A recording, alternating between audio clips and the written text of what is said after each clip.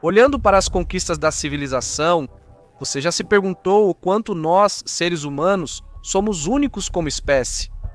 Pense bem, o que a humanidade faz é uma completa loucura para as outras espécies da Terra. Usamos palavras em aparelhos que poucos ainda sabem como funcionam. Transmitimos isso pela internet, que transforma tudo em informação de zeros e uns e entrega isso para outros computadores. Nenhuma outra espécie pode se orgulhar disso. Ou pode? Será que pode haver em algum lugar do universo seres inteligentes como nós? Na verdade, antes mesmo do nosso sistema estelar se formar, outros semelhantes a ele já existiam. Alguns sistemas estão relativamente perto de nós na galáxia Via Láctea, e é provável que em um desses sistemas estelares já tenha surgido vida, assim como aconteceu conosco. Qual é a fórmula que descreve a probabilidade de existência de vida em outros planetas? Se você fosse um alienígena, gostaria de entrar em contato com os terráqueos?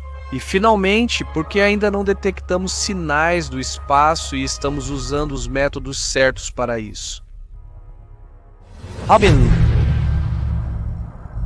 Com certeza você sabe que até agora os cientistas não encontraram evidências claras de civilizações alienígenas que poderiam viajar entre galáxias. Isso é chamado de paradoxo de Fermi. Afinal, durante a existência das nossas galáxias, a migração de diferentes espécies seria algo bastante natural. Por exemplo, na Via Láctea, existem cerca de 400 bilhões de estrelas. A maioria tem sistemas planetários próprios e características distintas. Nesses sistemas, há zonas habitáveis onde as condições permitem a existência de planetas parecidos com o nosso. Assim, poderiam surgir lá espécies inteligentes como a nossa, embora talvez parecessem diferentes. No entanto, mesmo que a vida surja em algum lugar, será que ela conseguiria chegar até nós? Para começar, podemos dividir as estrelas em 7 tipos de acordo com a classe espectral, e cada tipo é subdividido em mais 7 tipos. Dependendo desses tipos, a aparência e o comportamento dos seres que vivem lá vão mudar, o que nos dá muitas possibilidades para criar teorias. Além dos diferentes tipos de estrelas, também existe uma grande variedade de planetas. Alguns deles são chamados de exoplanetas. Na Via Láctea, o número deles chega a 5 bilhões. E quantos será que existem em outras galáxias? Alguns desses exoplanetas podem ser adequados para a vida, enquanto outros têm condições tão infernais que nenhum organismo vivo poderia existir lá. Falamos mais detalhadamente sobre esses planetas em nossos vídeos anteriores. Em 1961, o astrônomo Frank Donald Drake criou uma fórmula matemática que permitiria descobrir quão provável é a existência de outras espécies inteligentes nas vastidões das galáxias. É assim que a fórmula se parece. N significa quantas civilizações com seres inteligentes existem atualmente. R mostra a que velocidade novas estrelas aparecem. Número médio de planetas por estrela indica quantos planetas satélites existem em média. FL representa a probabilidade de surgir vida em um planeta. Probabilidade de surgirem seres inteligentes indica a probabilidade de surgirem seres inteligentes lá. Fração de civilizações é a proporção de planetas cujos habitantes podem entrar em contato. E, finalmente, L é o tempo durante o qual civilizações prontas para o contato existem. À primeira vista, é uma fórmula simples com componentes indispensáveis. Ainda assim, a fórmula de Drake há anos é alvo de debates acalorados. Os cientistas ainda não chegaram a uma opinião unânime. Já mencionamos que, até o momento, a humanidade não detectou sinais de outras civilizações. Mesmo que exista vida em outros planetas, ela pode acabar se destruindo se não entrar em contato com outros seres. Por exemplo, uma civilização pode se autodestruir usando armas biológicas ou nucleares perigosas, o que é bastante provável, já que conflitos por diferentes motivos sempre foram inevitáveis. Assim, o tempo dessa civilização para contatar outra é limitado. Esses seres precisariam ser muito mais avançados que nós para descobrir nossa existência. Em 1964, Nikolai Kardashev criou a escala de Kardashev para medir o avanço tecnológico de civilizações. Dessa forma, o cientista fez uma suposição sobre como poderiam ser e como poderiam se comportar as civilizações extraterrestres. Ele propôs classificá-las em tipos que dependem de quanta energia utilizável elas podem aproveitar. Ao primeiro tipo, Kardashev incluiu aquelas civilizações que utilizam toda a energia disponível em seu planeta. Ao segundo tipo, pertencem às espécies que obtêm energia exclusivamente da estrela principal em torno da qual seu planeta orbita. Já as civilizações do terceiro tipo podem utilizar a energia de toda a galáxia. O astrônomo Carl Sagan estima que em cerca de 200 anos poderemos atingir o primeiro tipo de civilização, ao dominarmos toda a energia da Terra. Se os organismos têm a capacidade de usar a energia de toda a galáxia, então eles podem se mover pelo espaço a uma velocidade comparável à da luz. Em alguns casos, podem até superá-la. Se alguma civilização conseguisse fazer algo assim, isso não passaria despercebido por nós. No entanto, ainda permanecemos na ignorância, pois ninguém nos envia nenhum sinal.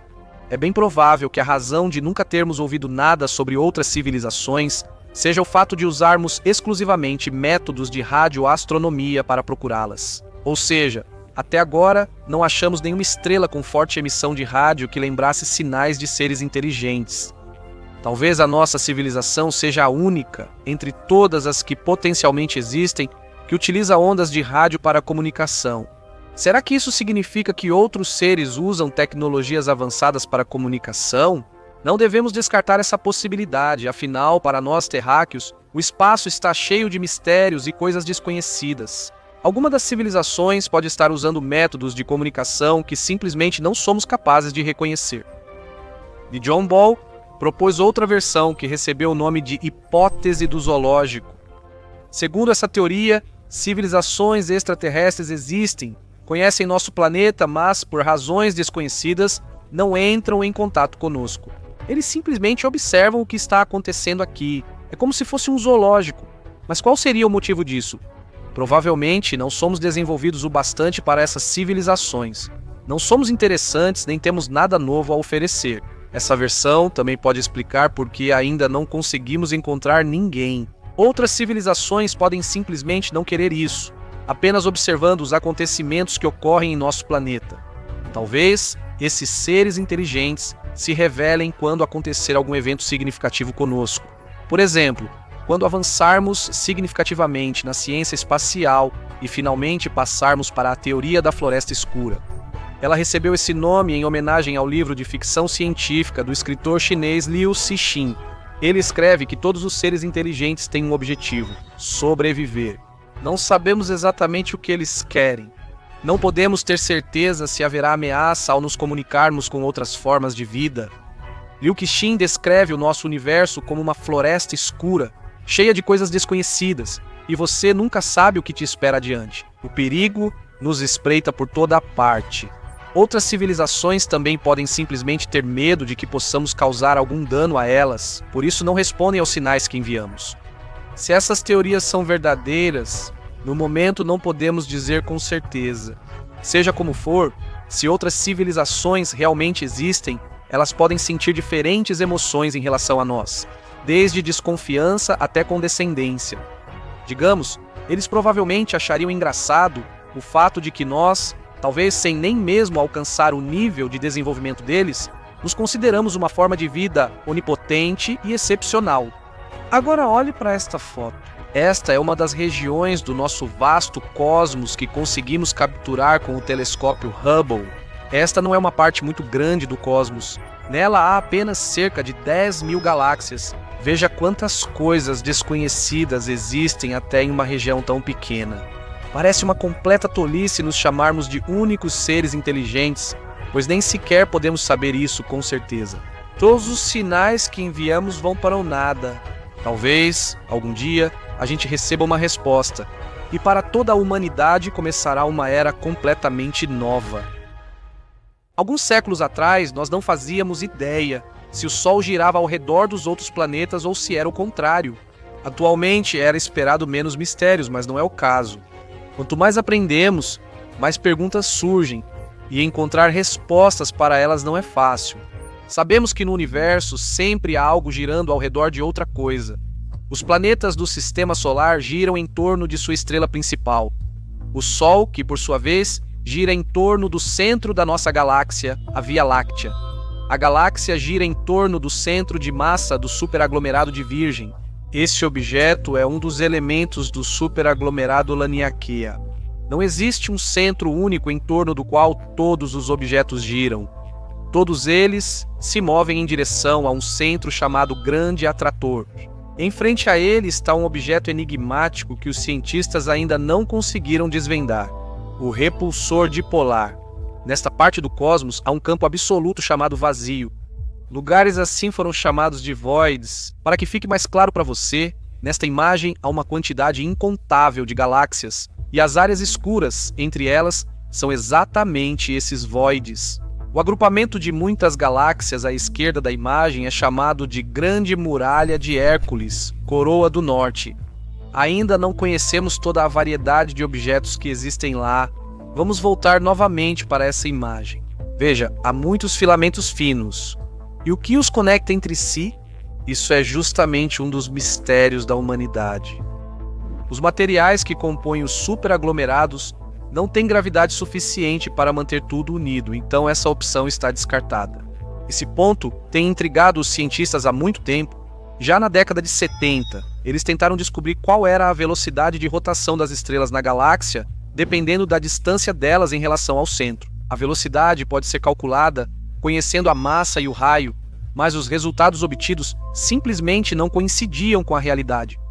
A velocidade dos elementos nas bordas da nossa galáxia era bem maior do que se pensava.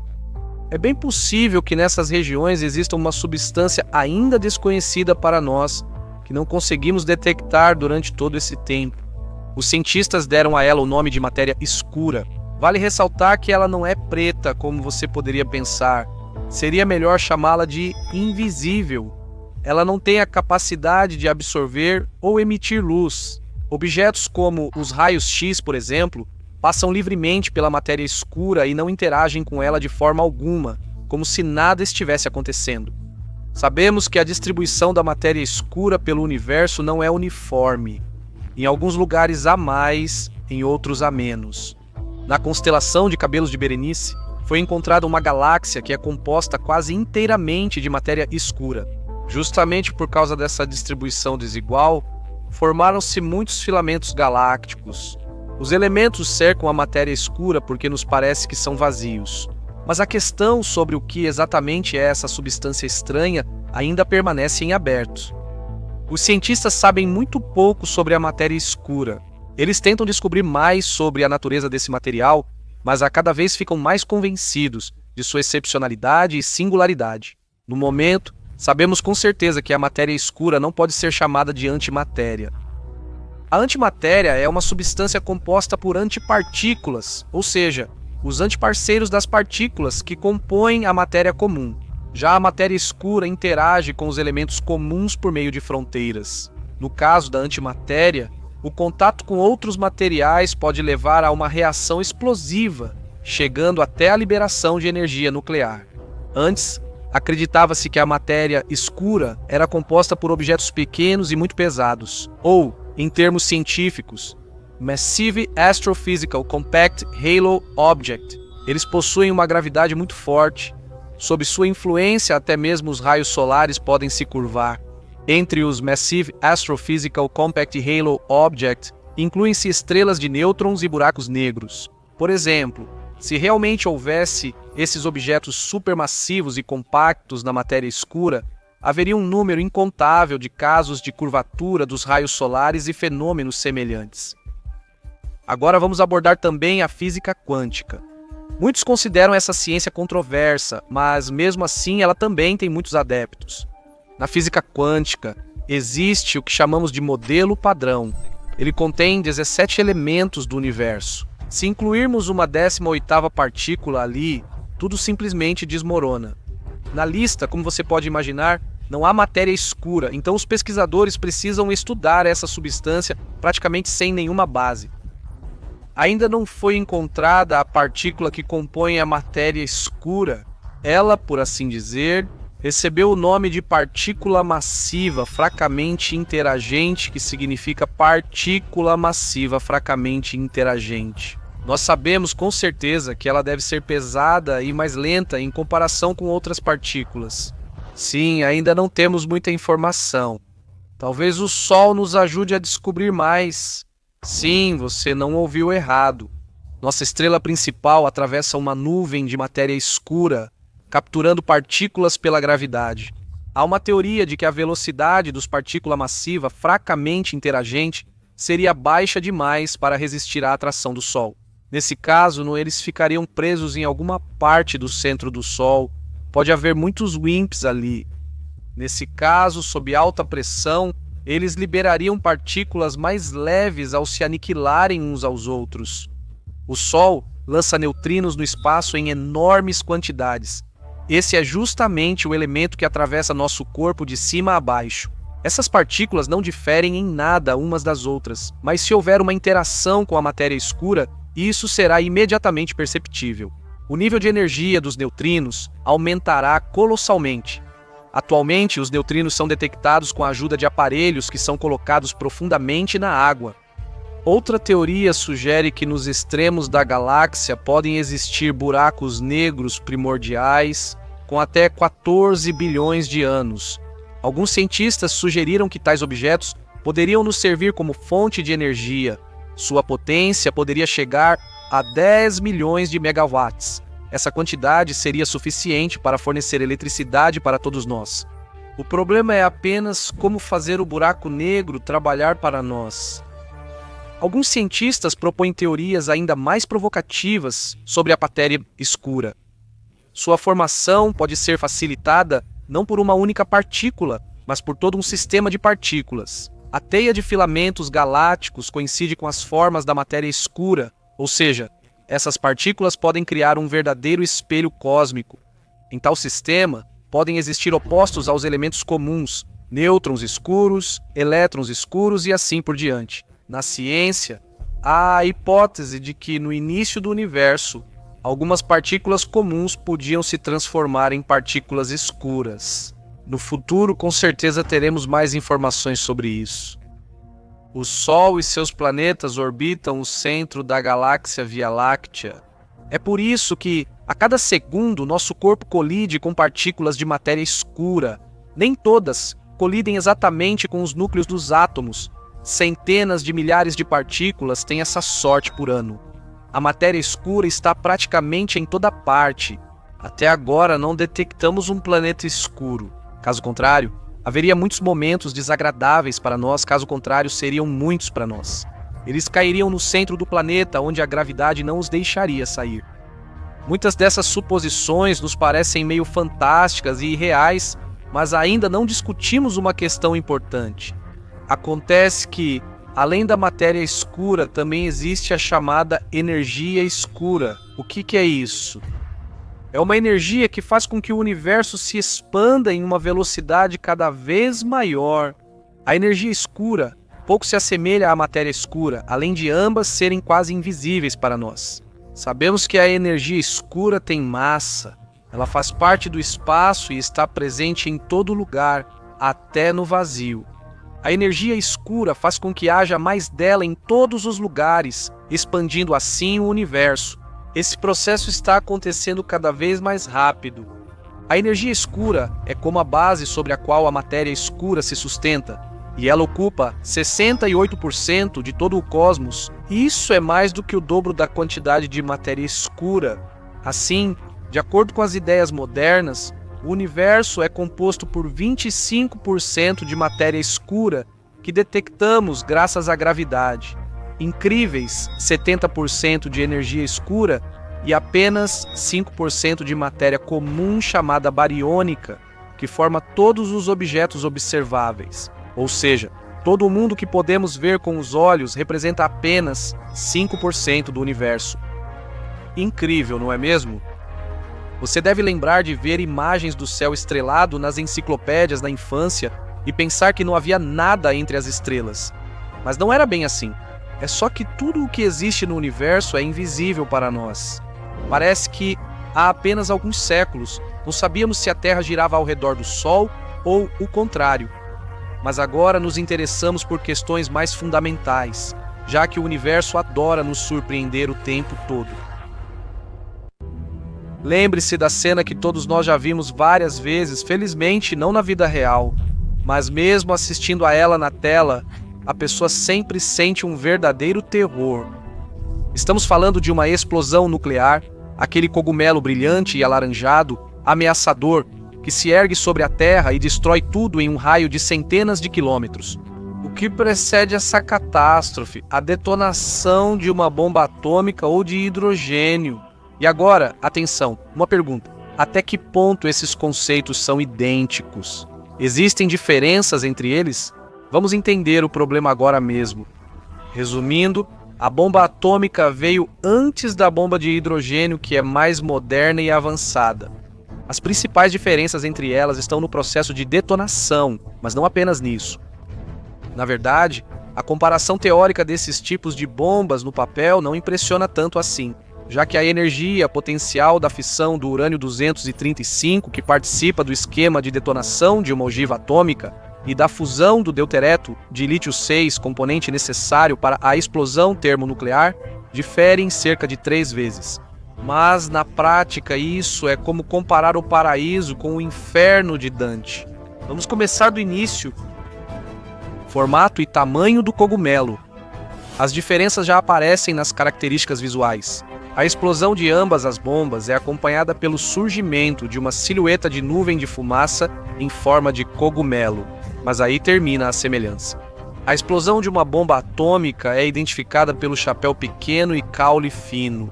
Já na bomba termonuclear, o volume da nuvem e a espessura do tronco são muito maiores, e a altura do cogumelo, em alguns casos, é simplesmente assustadora.